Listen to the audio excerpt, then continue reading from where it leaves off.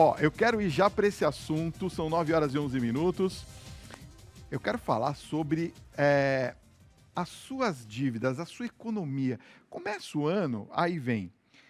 Primeiro você ganha o 13º em dezembro, depois que chega janeiro você já tem que pagar IPVA, IPTU, um monte de dívidas.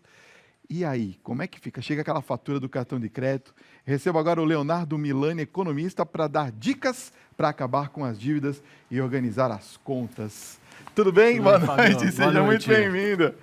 E olha, você vem com uma missão impossível aqui, né? Não fala assim. Ou é possível? É possível, É possível? Então vamos começar falando exatamente sobre isso. A gente sabe que entre o final do ano e o começo do ano é um tempo muito curto. Esse mês de fevereiro, por exemplo, a gente sabe que tem menos dias. Como que a gente começa esse ano, né, pagando IPVA, IPTU, material escolar, os gastos que são das férias e sobrevive para depois do carnaval? O grande segredo, Fábio, é se organizar durante o ano, né? Não adianta a gente deixar para pensar nas nossas finanças pessoais quando a coisa aperta, quando chega de fato o final e o começo do ano, que é quando existe essa sazonalidade de contas, né? Então, a sugestão que eu sempre dou é que as pessoas se organizem em família, né, a fim de que as suas despesas mensais não superem a renda familiar e que as pessoas poupem, que as pessoas tenham um fundo de emergência e que elas pensem que no futuro próximo, na virada do ano, mais dívidas ocorrerão, né, se elas não se programarem. Então, essa reserva serve exatamente para, nesses momentos onde as contas chegam, né, a gente ter fundo, né, a gente não ser obrigado a ir no banco e contratar uma dívida num juro super alto, né, isso acaba destruindo as nossas finanças, né. Então, o segredo é se organizar durante o ano inteiro para ter uma reserva de caixa, uma reserva de emergência para poder honrar com essas dívidas. Tá, vamos então entender uma coisa aqui. Chegou o final do ano, começou o ano agora, não sobrou dinheiro, tá? Tô no vermelhão. Eu devo priorizar alguma dívida? Quais delas eu devo priorizar para pagar e quais que eu posso postergar? Boa pergunta, Fábio. A ideia é que a gente não entre nunca em dívida de cheque especial e de cartão de crédito. Essas são as duas modalidades de dívida que são mais caras, com juros mais altos. Existem outras modalidades que têm juros mais baixos, como, por exemplo, crédito consignado. Crédito consignado e crédito imobiliário, para quem está comprando imóvel, por exemplo, são dívidas com juros mais baixos, né? Então, dado que não sobrou, né, você não fez aquela organização durante o ano, não sobrou dinheiro por alguma emergência, né, por algum imprevisto, procure captar em linhas baratas, né? Não use aquele limite do cartão de crédito. O limite do cartão de crédito nasceu para não ser usado, né? O limite do cheque especial nasceu para não ser usado. Os juros são muito altos. Procure, por exemplo, um crédito consignado. No exemplo do cheque especial, se eu entrar no cheque especial, eu não consigo sair mais, não é isso? É difícil porque os outros rendimentos, né, o seu rendimento não vai crescer num ritmo tão acelerado quanto os juros do cheque especial. É exatamente por isso que não compensa nem o cheque especial, nem o cartão de crédito. Tá. E renegociar uma dívida, vale a pena? Vale muito a pena e está relacionado um pouco do lado da pessoa ter a coragem, né, de ir lá no banco, mostrar a cara, bater na porta da gerente e falar, então, vamos conversar, não estou confortável e quero renegociar as minhas dívidas, né? O banco é obrigado a te ouvir, o banco tem que, né, te dar a chance de renegociar ou te oferecer alguma opção. E muitas vezes eu observo que as pessoas acabam ficando com medo, né, de ir na agência, falar com a gerente porque estão devendo e aí acabam não renegociando uma dívida cara que poderia ser trocada por uma dívida barata. Agora, eu não posso pegar também o dinheiro do próprio banco para pagar o próprio banco, porque aí eu entro numa bola de neve, não é isso? Não poderia. Então, a gente teria que abrir ou conta em outro banco, e aí sim, né, a gente não resolveria o problema da bola de neve, mas o ideal aqui seria cortar custo ou ter mais renda. Porque não tem muita magia, né? Ou a gente ajusta o nosso padrão de vida para gastar menos, ou a gente trabalha mais, né? Essa equação não fecha, né? Se a gente gastar mais do que tiver de renda todos os meses, essa bola de neve sempre vai correr ladeira abaixo. Entendi. Bom, daqui a pouquinho nós vamos continuar. Estão chegando muitas perguntas. Daqui a pouquinho eu vou passar todas elas para você, tá? Leonardo. Diga, Fábio. Olha, quando que eu sei o que é mais certo fazer? Por exemplo, parcelar uma dívida ou pagar ela integralmente? Então, se a gente estiver conseguindo ter rendimentos superiores aos juros da dívida, vale a pena manter os rendimentos e não quitar a dívida.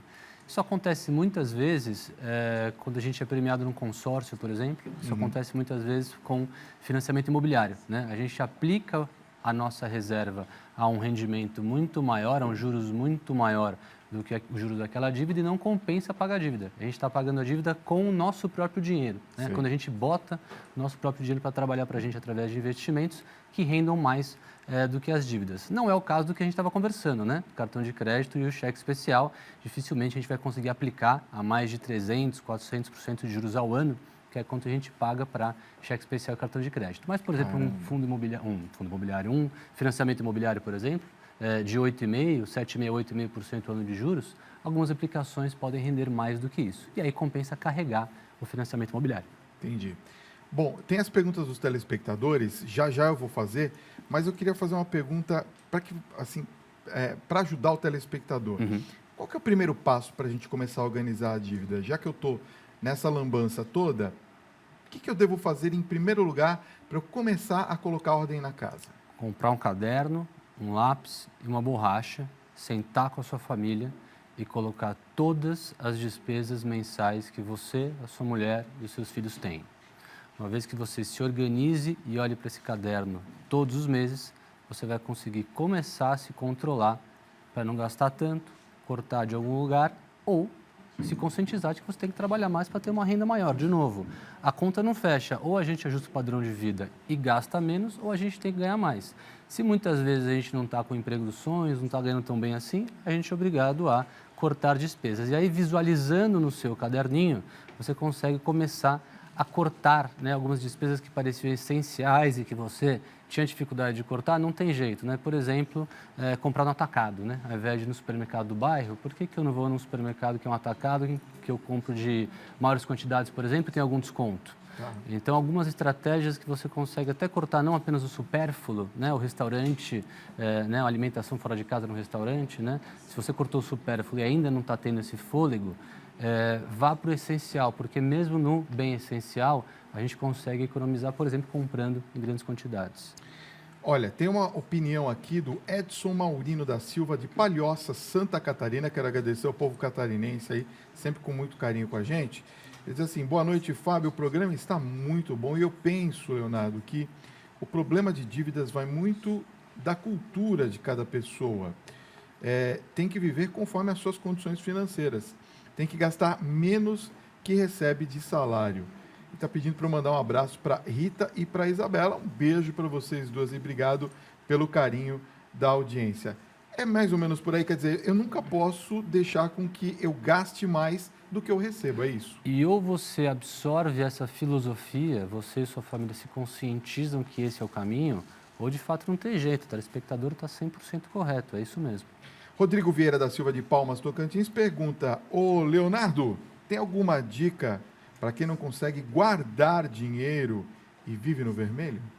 Então, a primeira dica é tentar não entrar em dívidas, né? Se você entra em dívidas, você acaba aí sim se distanciando ainda mais das suas metas e dos seus sonhos que se concretizam através da economia, né? Através de gastar menos do que você tem de rendimento, né? Então, eu sugiro organização e sugiro essa rotina de reavaliar tudo que você gasta, né? Você, de fato, não precisa, por exemplo, comprar aquele tênis que você viu dando uma volta no shopping, aquela primeira compra de impulso, né? Você pode se segurar e falar, bom, eu não preciso, eu posso adiar essa compra, né? Essas pequenas coisas acabam ajudando a gente a se organizar e a sair do vermelho sem tomar dívida.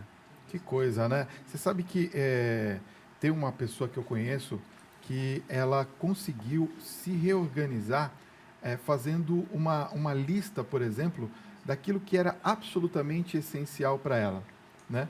E depois ela foi cortando muitas das coisas que ela não precisava na vida. E depois ela começou a perceber que o salário dela, apesar de ser pequeno, sobrava. Por que isso acontece, apesar dela ganhar um salário pequeno de R$1.000 e poucos?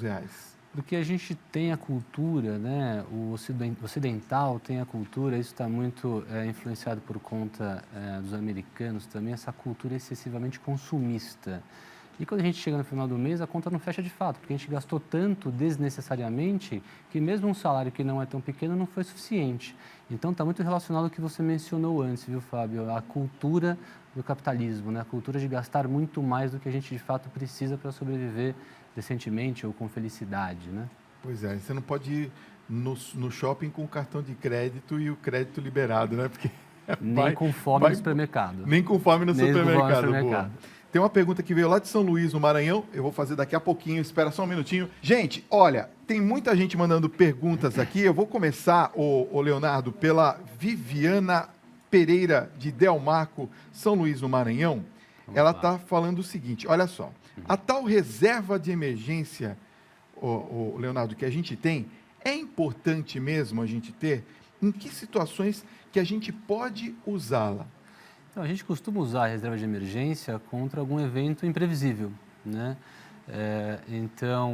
Eu fiquei doente, tive que comprar um remédio mais caro, eu tive algum imprevisto na empresa da minha família, mas na minha vida profissional, né? A gente, por mais que esteja confiante de que estamos indo bem no trabalho, às vezes o nosso chefe acorda com o pé esquerdo, a gente é mandado embora, perde o emprego. Então, a ideia é que essa reserva de emergência cubra, né, pelo menos 6 meses das suas despesas mensais, pelo menos, para você conseguir respirar, estar com a cabeça em ordem para dar o próximo passo se alguma coisa acontecer, por exemplo, perder o emprego, né? Entendi. Reinaldo Leite, de Bauru, São Paulo, pergunta, ô Leonardo, primeiro ele está dando boa noite para mim, dando os parabéns pelo programa, diz que assiste sempre, obrigado pelo carinho. Ô Leonardo, eu gostaria de saber quantos % eu devo guardar do meu salário? Olha, a sugestão é que seja no mínimo 30%, né? Quanto mais você conseguir guardar, melhor. 30% é um bom número para já ir compondo a sua reserva de emergência. Mais do que isso, você começa a botar o seu dinheiro para trabalhar para você mesmo através de investimentos conservadores que rendem um juro, por exemplo, pré-fixado, né? Então, quem poupa, bota o dinheiro para trabalhar para você e não tem que trabalhar a vida inteira, tem que se preocupar um pouco menos, né? Se preocupa menos com a aposentadoria, por exemplo, né? Você já vai se planejando. O Emílio Rodrigues, de Vargem Grande Paulista, está nos parabenizando. E ele está falando assim, a gente não pode comprar tudo que vê, é verdade, né?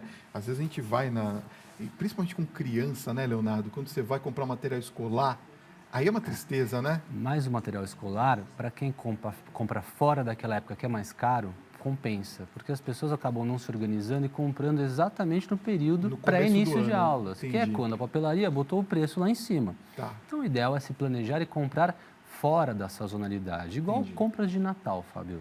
O melhor negócio é comprar em janeiro, na liquidação, quando todas as lojas estão fazendo a liquidação. Ar-condicionado, né? A maior besteira que tem, a gente compra ar-condicionado no verão, né? Poxa vida, você vai gastar mais dinheiro no aparelho e na instalação. Verdade. Compre no inverno, né? Que ninguém está comprando. O João Eugênio de Limeira, São Paulo, tem uma pergunta muito interessante aqui. Ele diz assim, Leonardo, eu vou receber um dinheiro extra e eu gostaria de saber o que você me sugere. O que vale mais a pena? Investir no Tesouro Direto ou fazer a liquidação antecipada da minha dívida do cartão de crédito? Então, o Tesouro Direto, muito dificilmente, né, não acontece de render mais do que os juros do cartão de crédito. Então, vale a pena você quitar essa dívida no cartão de crédito e aí, caso sobre mais um montante, você começa a investir no Tesouro Direto, né? Os juros que o Tesouro Direto vai te pagar é muito menor do que os juros do cartão. Olha só, boa noite, Fábio. Me chamo Aline, sou aqui de Águas Lindas, Goiás. Acompanho sempre o seu programa. Muito obrigado pelo carinho. Ô, Leonardo, qual é o melhor e mais seguro investimento rentável? É verdade que o dinheiro na poupança não é mais uma boa indicação? É verdade, faz algum tempo já que a poupança não é mais uma boa alternativa, né? O Tesouro Direto é tão seguro quanto a poupança, né? Os títulos públicos são investimentos absurdamente seguros e rendem mais do que a poupança, mesmo sem ter a isenção do imposto de renda que a poupança tem, por incrível que pareça. Então, a alternativa é migrar para o Tesouro Direto e não mais deixar o dinheiro na poupança. Se eu tenho lá um dinheiro na poupança, como eu faço para migrar? Você só bota ele na sua conta corrente, abre conta numa corretora, que por sua vez vai ter acesso ao Tesouro Direto. Essa corretora pode ser filiada a um banco ou não. Se esse dinheiro estiver numa corretora não filiada ao banco, você faz uma TED para essa corretora e compra os títulos no Tesouro Direto. Então, o título no Tesouro Direto, obrigatoriamente, você tem que ter a conta na corretora. Essa corretora pode ser filiada a um banco ou não. Boa noite, Fábio e Leonardo. Eu sou Adailton Melo de Uberlândia, Minas Gerais. Um abraço ao povo mineiro. Carinho sempre muito grande aqui comigo, viu? Olha, ô Leonardo, eu pago R$ 900 da prestação do meu carro.